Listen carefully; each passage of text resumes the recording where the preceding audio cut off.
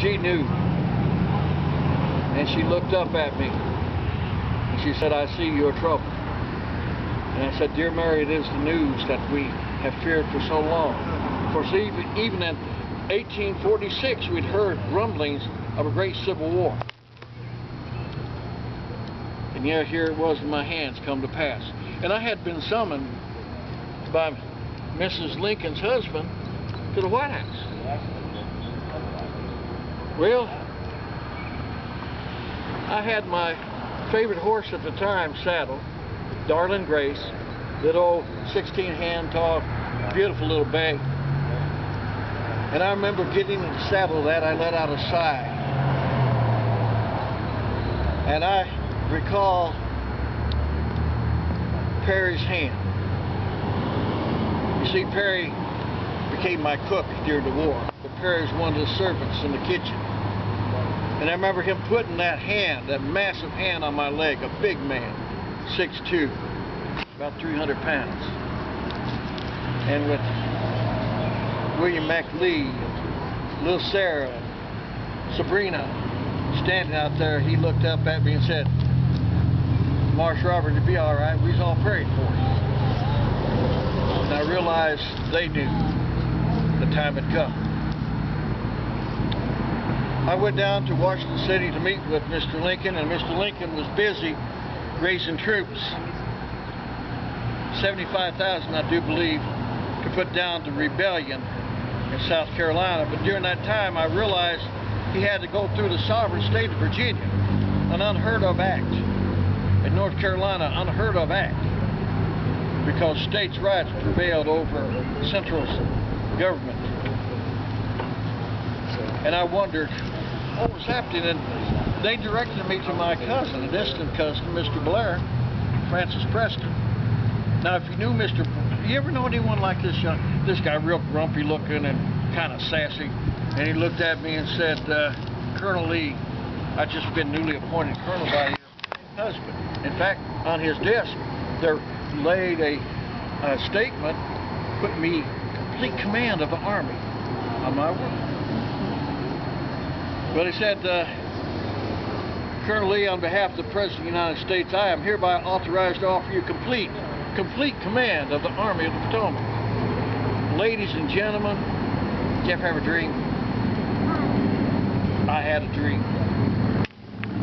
I had a mission, because my father, although he had been a great general, although he had been governor of Virginia, legislator, he had also gotten in trouble gambling and was in prison. And when he came out of prison, a broken man, we had lost our house. And it had not been for the friendship of those people in my area that befriended us, we would not have had a place to stay at a place called Alexandria. And my mother instilled in me at the time that I was to go,